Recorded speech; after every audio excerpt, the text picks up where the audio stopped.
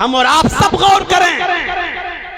اندازہ احساس کریں کہ ہم کتنے پریشان ہیں اور مسلمان کہلانے کے لائق ہیں۔ تترکن صلاۃ مکتوبۃ متعمدا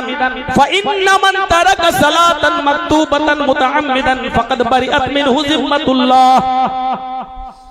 فرض نماز اے معاذ کبھی مت چھوڑنا، کسی بھی کنڈیشن میں مت چھوڑنا، کیونکہ جو فرض نماز قصداً جان بوجھ کر چھوڑ دیتا ہے پھر اللہ کی کوئی ذمہ داری اس کے اوپر نہیں رہتی۔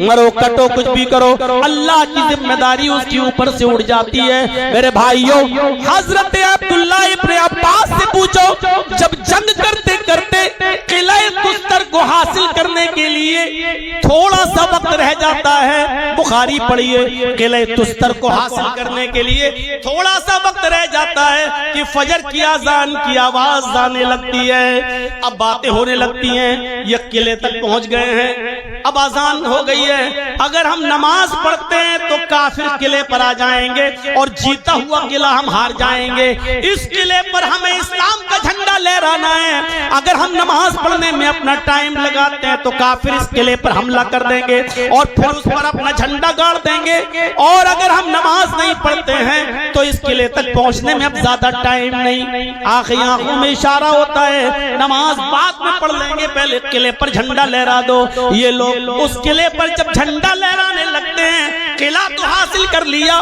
رات بھر لڑی ہوئی جنگ کے بعد قلعہ تو حاصل کر لیا اور قلعے پر محمد رسول اللہ کا پرچم تو لہرا دیا، لیکن جب قلعے پر جھنڈا لہرا رہے تھے اس وقت سورج نکل رہا تھا، فجر کی نماز جنگ کرنے والے جہاد کرنے والے صحابہ نہیں پڑھ سکے، پھر جلدی سے انہوں نے تیمم کیا اور سورج نکلنے کے بعد انہوں نے فجر کی نماز ادا کی۔ حضرت عبداللہ ابن عباس جب سجدے میں جاتے ہیں اتنا روتے ہیں کہ سجدے میں ان کی آنکھوں کے آنسوؤں سے زمین تر ہو جاتی ہے، جب سجدے سے سر اٹھاتے ہیں تو لوگوں نے کہا عبداللہ اتنا روئے ہو، کہنے لگے جب سے ان ہاتھوں نے محمد رسول اللہ صلی اللہ علیہ وسلم کے ہاتھوں کو چھوا ہے، جب سے میرے ہاتھوں نے محمد رسول اللہ کے ہاتھ پر ہاتھ رکھ کر بیعت کی ہے، اس دن سے لے کر آج تک میری ایک بھی فجر کی نماز قضا نہیں ہوئی ہے۔ آج یہ پہلی نماز ہے جو جہاد کے لیے بھی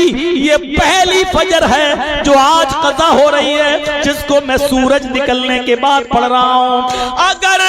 مجھ سے میرا سارا کا سارا مال چھین لیا جاتا، میرے کاروباروں میرے گھر و مکان میں آگ لگا دی جاتی تو مجھے اتنا افسوس نہیں ہوتا جتنا افسوس مجھے ایک وقت کی فجر کی نماز کے قضا ہونے کا ہو رہا ہے۔ نوجوانوں، اس واقعے کی روشنی میں ذرا ہم اپنے غریبانوں میں جھانک کر دیکھیں اور سوچیں کہ ہم اور آپ زندہ رہنے کے لائق ہیں یا نہیں، اور زندہ ہیں تو مسلمان کہنے کے لائق ہیں یا نہیں۔ ذرا تصور کریں، وہ کہتے ہیں کہ جب سے میں نے بایعت رسول اللہ صلی اللہ علیہ وسلم، جس دن سے میں نے اللہ کے رسول صلی اللہ علیہ وسلم کے ہاتھ پر ہاتھ رکھ کر بیعت کی ہے، اس دن سے لے کر اب تک یہ میری پہلی نماز ہے جو قضا ہو رہی ہے، آج تک میری کوئی نماز قضا نہیں ہوئی۔ مجھ سے میرا پورا خاندان چھن جاتا،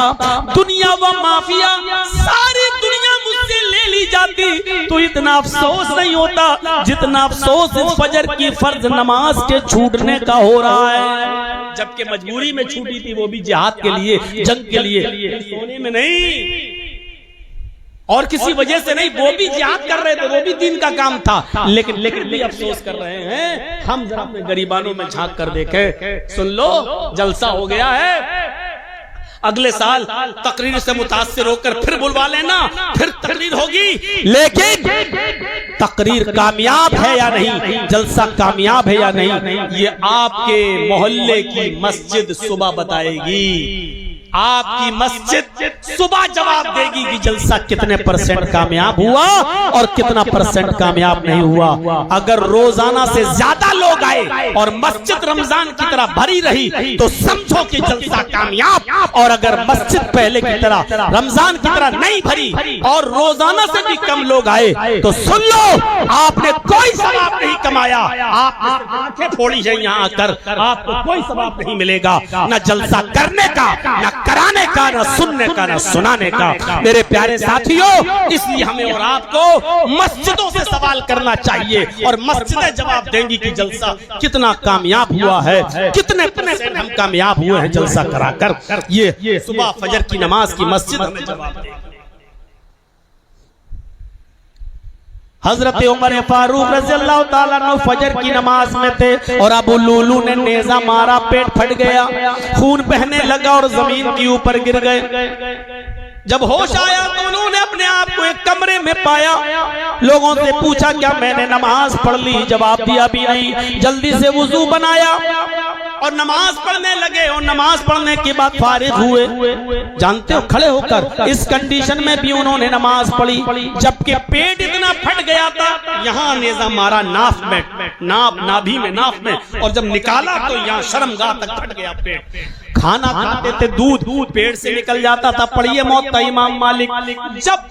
دودھ پیتے تھے منہ سے تو پیٹ سے نکل جاتا تھا، شہد کھاتے تھے منہ سے تو پیٹ سے نکل جاتا تھا، پانی پیتے تھے منہ سے تو پیٹ سے نکل جاتا تھا۔ اور کسی نے پوچھ لیا امیر المومنین آپ کی کنڈیشن تو یہ ہے کہ پیٹ پھٹ گیا،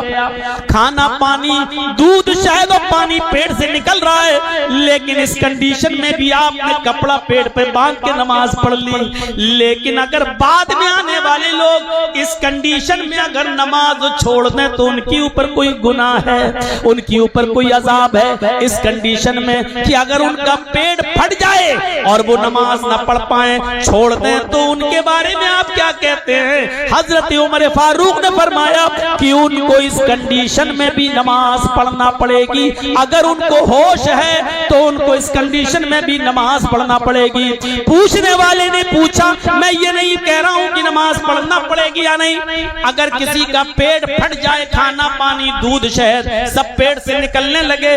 تو اگر وہ نماز چھوڑ دے تو اس کا کیا حکم ہے؟ حضرت عمر نے کہا اگر اس کنڈیشن میں بھی وہ نماز چھوڑ دیتا ہے تو لا حظ فی الاسلام لمن ترک الصلاۃ۔ موطا امام مالک کے الفاظ ہیں ایسا شخص اسلام کے اندر اس کا کوئی حصہ نہیں ہے، اسلام کے اندر اس کا کوئی پارٹ نہیں ہے، وہ مسلمان ہی نہیں ہے۔ اس کنڈیشن میں اگر نماز چھوڑ دے، ہوش ہے پیٹ پھٹ گیا لیکن نماز نہیں پڑھ رہا ہے، تو کہہ رہے ہیں کہ لا حظ فی الاسلام، ایسے شخص کا اسلام کے اندر کوئی حصہ نہیں ہے۔ یہ حضرت عمر فاروق کا فتویٰ ہے۔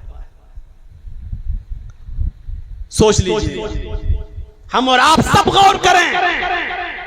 اندازہ لگائیں، احساس کریں کہ ہم کتنے پرسنٹ مسلمان ہیں اور مسلمان کہلانے کے لائق ہیں۔